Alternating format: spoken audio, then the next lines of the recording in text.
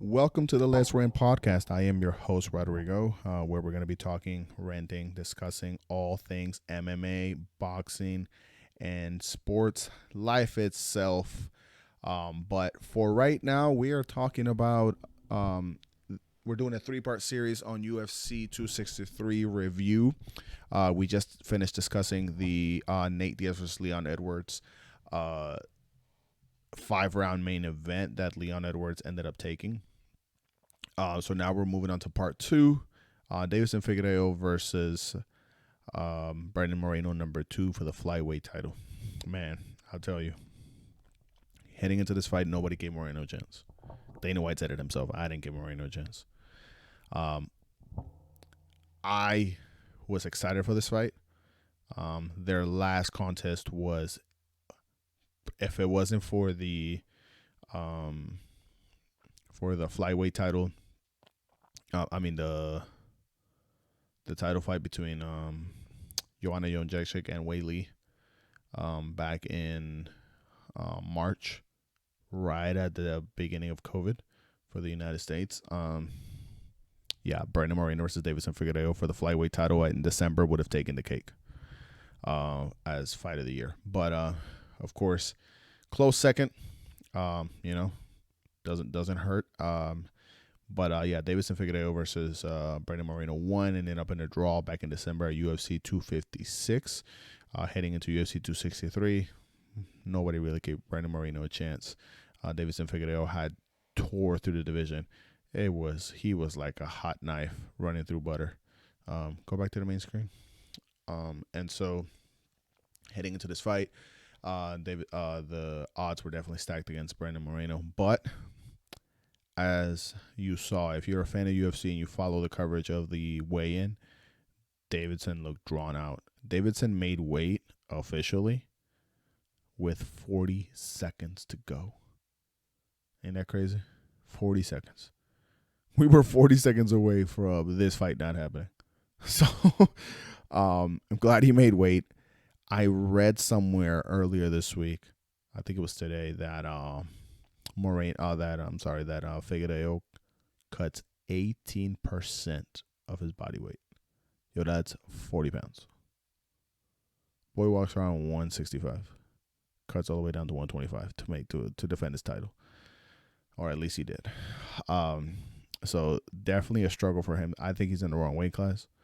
I think he needs to move up to 135. I think he'll get another crack at Moreno, because thank God Moreno won. Of Mexican descent myself, so proud of that man. So proud of that man for everything he overcame. He was released back in 2018 for going on a 2-fight losing streak.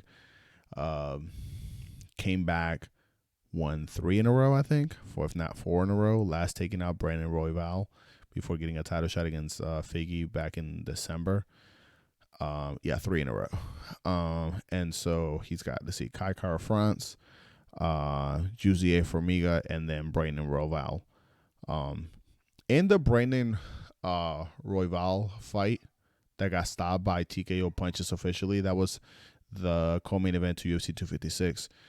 Main evented by Figgy versus I forgot who Figgy fought that night, but it doesn't matter. That guy's not. Doesn't matter. You have to look that up.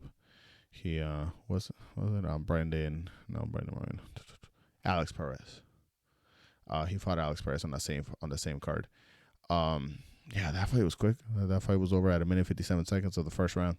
Figgy got that choke in and it was over. He ran through Alex Perez, but he had torn through the division. Tim Elliott, Joseph Benavidez twice, Alex Perez, and then he got into Moreno back in December, and Moreno brought the fight. Expect nothing less from a Mexican. Shout out to Mexico and all its great fighters. I'm very proud of where I come from, but Brandon Moreno brought the fight. He represented for our country and our race, and he showed, man, that boy's ready to go. That boy loves to scrap. The fight ended in a draw from a low blow that Figgy landed on Moreno that got him a point deduction. You could hear it. Remember we were watching this fight and you could hear he landed that low blow. And even inside the bar where we were watching this fight, we were at Hooters, we were watching this fight, and you could hear Moreno coughing. It was so bad. So bad. A nut shot is never good, but this one was extremely bad. That boy kept his composure, though, get back on track, and then continue to bring it to Figgy. Went to a draw, and so Moreno went on a 21-1. That's what his record ended up being. Go back to the main screen for me, please. So then Figgy has that really bad weight cut heading into this fight. Gets all revved up, and I think what's his name? Moreno called it. He said, "Man, when he pushed me at the weigh-in, I knew the fight was in. I was gonna win this fight."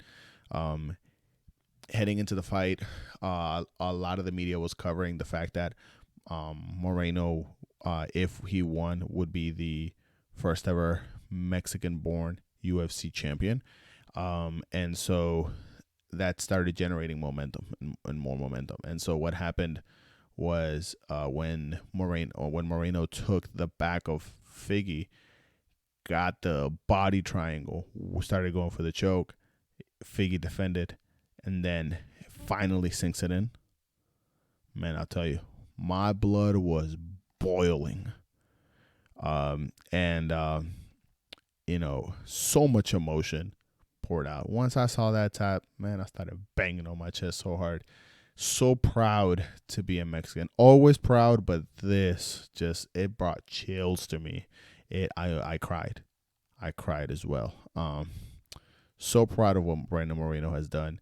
Again, he had been released from the UFC, went from being released to getting back on track on the winning streak to now being the first ever UFC Mexican champion. So I think going forward, whether they do the trilogy fight or not, that's we'll find out about that soon. There's not really that many people left in the division, but that doesn't take away from what Moreno was able to accomplish.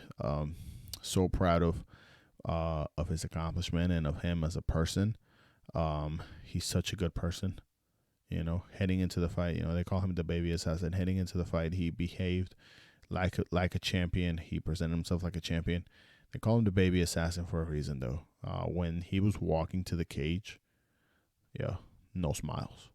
He just kept yelling at himself, "I'm ready. Estoy listo. Estoy listo." And boy, did he prove it. So his post-fight interview with Joe Rogan was very emotional. It highlighted he did a great job just telling the story of how, like, in Mexico, most times, we say, si se puede, si se puede, it can be done, it can be done. But tonight I proved it. He goes, I'm just a little chavalito from Tijuana. I'm just a little brat from Tijuana. That means so much. It means so much to me. It means so much to the culture, to the people. And I think, we have great stars like Canelo, formerly one of the greatest champions ever, Julio Cesar Chavez, but Brandon Moreno being the first ever MMA champion, born in Mexico, that's gonna definitely open a lot of doors for that sport to continue to grow. If the UFC marketing machine gets behind him, I think this young man is definitely going to be a big, big star. He's already a star. He's going to be a huge star. Cain Velasquez received a lot of support from the Mexican fans, but he was Mexican American and he didn't have the personality like Brandon Moreno has. He's a funny guy. He talks well. He speaks well. He's the commentator for the Spanish broadcast, so he knows how to talk about the sport and how to handle himself as far as media. But this young man had this coming to him, and he earned it. Like I said, he got released, and then he just proved if you work hard enough, it doesn't matter where you come from. It doesn't matter what your past, what even your present circumstances, you're going to end up where you are meant to end up. And that's one of the main lessons that I took from this fight. I watch the sport because I like it. It's not to sound like a caveman, but the violence excites me. It's like Joe Rogan says, it's it's chess with dire consequences. Extreme consequences. Your health is on the line. Your life is on the line. And your pride is on the line. Many of these fighters, they can't handle a loss. So, Brandon Moreno has handled himself and behaved great, like a champion, great person. Haven't heard a bad thing out of him. I've been listening to other media interviews that he's been doing. Everyone is speaking very highly of him, and I don't think that's all post-fight champ hype. I don't think they're trying to kiss his ass. I think he is who he is, and he's a good man. So he's a father of, I think, like 4. I think he's got another one in the way. So Figgy, I think if he gets a trilogy fight good, I think he should move up to 135. That man cuts a lot of weight, like I said, 40 pounds. So I think he will be making his way into the bantamweight division, and I think he could tear through the division, man. He's a big man. He's a big flyweight. He will be an average-sized bantamweight, but that man can crack. You want to find out how hard he hits? Ask Joseph Benavidez how hard he cracks. He knocked down Joseph Benavidez multiple times just with a straight left down the pipe. That man can fight. What he did to Joseph Benavidez out in Fight Island was scary. He had that chokehold in and that rear naked choke, and multiple times. But the last time he got it in before Joe passed out, and they declared him the winner to give him the title, man, Joe's eyes were on to the back of his head, and his mouth was wide open. It was so scary. It was a scary sight. But that cemented Moreno as a marauder.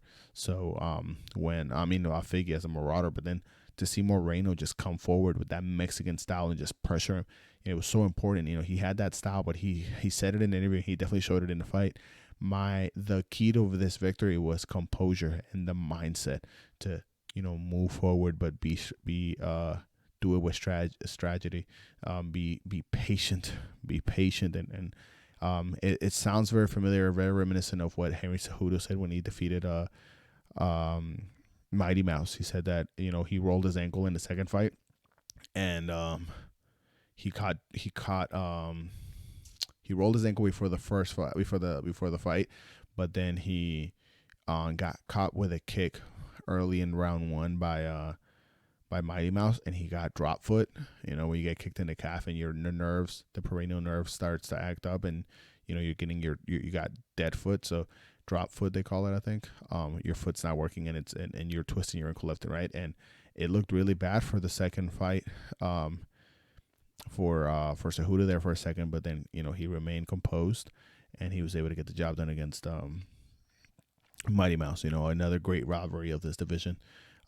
People were afraid that when Henry Cejudo retired last year after defeating Dominic Cruz for the bantamweight title, that the flyweight division was going to be completely obliterated, and I'm just glad they kept it. Man, did they make a good choice by keeping it, because now they've made history. Who knew? No one saw this coming. Calvin Gastelum is in the UFC. Brian Ortega is in the UFC, but to have a Mexican-born UFC champion, that means a lot for the culture. It means a lot for the sport. So, like I said, lesson learned. Keep your head up. Push forward. Doesn't matter who you are, where you come from. Keep moving forward. But you have, in order to get back on track and in order to get where you are meant to be, you have to show up and you have to do the work. So there is no shortcuts to life. A lot of people seem to think there is. There isn't. The people get to where they want to get because they work hard. And that was one of the main points that Figueiredo had made. He said, we come from a country where they say it can't be done. Well, this time it was done, because sometimes it can be done. But also very important, he said, we come from a country where we can do whatever we want, where we do whatever we want.